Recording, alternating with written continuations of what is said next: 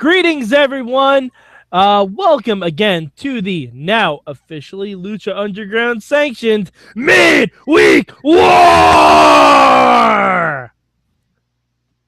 For those of you who didn't watch the Wrestling Mayhem show, the Indie Mayhem show this week, you need to watch it. In fact, stop this right now and watch the Indie Mayhem show. Come back to us.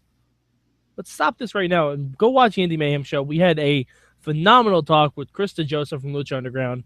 And someone who sent in a few rather poignant questions is with me, Antonio Garza. How are you, sir?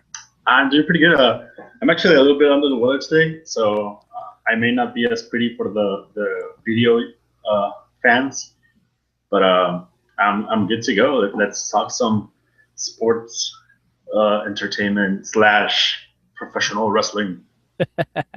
Alrighty, sir. Well, we're doing Ring of Honor this week. You know how we start this off. Garza, what's your one word for Ring of Honor this week? Lethal. Nice. Not only the person, but the move. Okay. All right. My one word this week is going to be warfare. Yes. Warfare. I think I know what you're talking about. Yeah. We'll get to it. But yeah, definitely warfare came to mind. And I don't know if it just happens because I'm in a Survivor Series frame of mind, but it seemed to play out that way. So Garza, what's your good thing for this week? I think we were gonna have the same good of the week, so I'm gonna, I guess, change it a little bit. I'm gonna give my good to the boys. That was actually gonna be my good. Oh, really? Yeah, that was gonna be my good. But yeah, go on. Yeah, well, I'm just gonna say the boys. I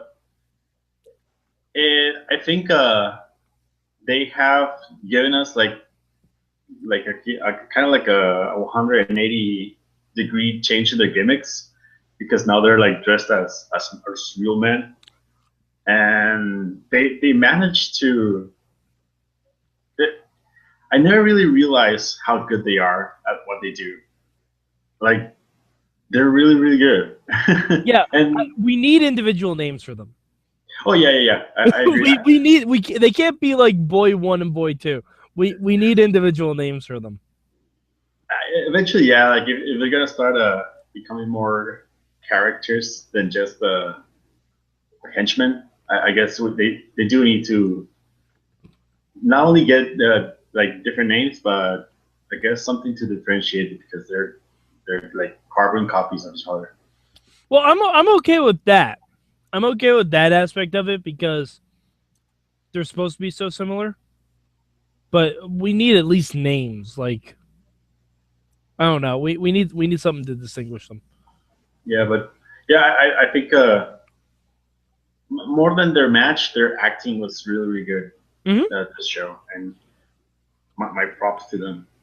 Yeah, I really, their match with the Bucks was more entertaining than whatever the hell Silas Young and the Beer City Bruiser were doing with the Bucks. Yeah, and I never, I guess, they must be like really small people, because Nick Jackson, no, it was Matt Jackson doing like lifting both of them. Yeah, he was being the monster in a match. I'm like, I've seen the Young Bucks been like do Big Show spots. Like, that's amazing to me.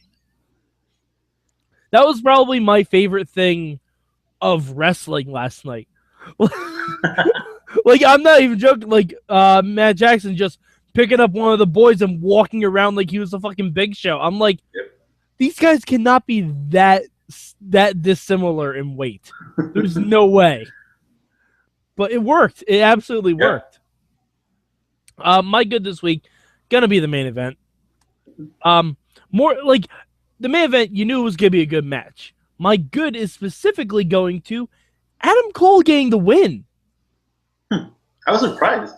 Super unexpected and super duper appreciated. Super appreciated. Who did he pin? Did he pin AJ? No, he pinned Kyle O'Reilly. Which is what I find weird, because I'm guessing those two are gonna fight in Final Battle. Yeah, I mean, is there like a special event before that, like Best in the World or something like that? No, I think they only have Survival of the Fittest, which is a tournament. That's the one I was So thinking of. yeah, Okay, I didn't know what that was, or not. I knew I saw something with a fancy name on yeah, their show card, but okay. But yeah, like Adam Cole getting the win, like it's not something you see very often, and he kind of deserved it. yeah. It did. It was I mean, good for him. AJ doesn't need the rub, obviously, and I'm more invested in Adam Cole's character than I am in Kyle O'Reilly's, even after that Yeah, promo. yeah. No, I completely agree. Like even read over the promos, Adam Cole's character is like miles Yeah, ahead of pretty much everyone yeah, in Ring of Honor. yeah. O'Reilly's promo was fine, but it seemed not generic, but like cliched. You know what I mean? Yeah, it was a typical fiery babyface promo of Yeah, but it didn't destroy seem you. real to me. It seemed like he was playing off of like acted cues. You know what I mean? Mhm. Because like you could have given that exact same promo to like Dalton Castle, and it would have felt more genuine for me. I don't know why. Maybe it's just because he's not used to doing promos. So, the only way you get better is by doing them. So, Yeah. but it was a good step. Garza, what was your bad this week? Um, there's not really something that's that bad. I guess. Um, you know what? Mark Briscoe in commentary. He, there's people without charisma. There's probably people who don't really speak English in Ring of Honor. And still, Mark Briscoe was the worst commentator that they picked. Yeah, if you didn't give it to Mark Briscoe, I was going to. So, Yeah. One thing I did particularly, like, I guess, laugh at was when they barely started the show. Nigel McGuinness turns to the camera and, like, smiles in a way that, yeah, this is happening. Like, he knew what was going to happen. mm-hmm. I mean, he wasn't horrible. For his first time, me hearing him on commentary, he wasn't bad. But like, if that's gonna be a regular thing, Oh, no, I think so. please no, please no. He's pretty good at I guess like coming up with comments and not sounding stupid, but the way he talks, like I couldn't understand half of his comments. That's my problem. When you could understand him, he was good at putting over some people, though. Yeah, like he put over Will Ferrara really well. He put over the Bucks. he was super into the Bruiser. Yeah, like, I'm gonna dress up as a Bruiser, bro. Yeah, and he was really all about cheeseburger. Oh yeah, he loves cheeseburgers. The thing is, like they mentioned that the Briscoes went out for Halloween with cheeseburger. I'm like, I'm sorry, you can't tell me that and not show it. I need to see this footage now. Like I must consume it because that sounds amazing. Because cheeseburger is so tiny, he could have been the Briscoe's trick or treat bag, and I would have bought it. Yeah. Like they could have carried him around like a satchel and filled up his shirt with candy, and I would have been okay with that. But all right, my bad for this week. Will Ferrara and Roderick Strong. Why? Why did that match take place? I don't. It's wrestling for wrestling's sake, which we usually don't get on the storyline shows of Ring of Honor, and it seems super out of place because the first match you had some storyline implications with the boys and everything like that. The last match, obviously, you had made like storyline implications, but Roderick Strong was just there and he just wrestled a match, and like I'm begging them for once, put Dalton Castle and the boys on the same show. We haven't had that yet because I think that's why the story seems so disjointed for me because I'm sorry, Dalton should be running out at some point. Mm-hmm. Right? I mean, I don't think that has happened in any of the shows yet. I don't know what they're waiting for though. They need to pull the trigger on that They need to do something with it because right now that was potentially the most interesting storyline in Ring of Honor, and it's just floundered. Like the boys did fantastic in their roles, but their roles are shit. Yeah, I mean, there's not much ways you can move at right from their point right All right. So Garza, what would you change about Ring of Honor this week? now. The thing I'm gonna change, and I actually agree with Nigel. I hated him after he did that. I hated that all the guys went to the back. I was super hyped when I started seeing each wrestler come out with his little crew, and I don't know. It gave me like this, like you were saying, like this war for like stable wars, you know, like there's a bunch of crews and we're all fighting. I mean, some of us are more heelish than the others, but I mean, we're all in the same level of strength, I guess. So I totally understand that having those guys out would bring chaos for the most part, but it did take something away from me when Nigel sent him to the back. Mm-hmm. Yeah, I mean, at this point, I just wanted Nigel to announce that, hey, guess what? We're gonna have a 4 corners 12-man tag. You're gonna have the Bullet Club versus Red Dragon versus the Kingdom versus KRD. House of Truth. House of Truth. Okay. House of Truth. Yeah, House of Truth. Because might as well get Jay Lethal into it too. Why not? I mean, fuck, if you want to throw the KRD in there too, fine by me. I just want to see KRD versus Bullet Club.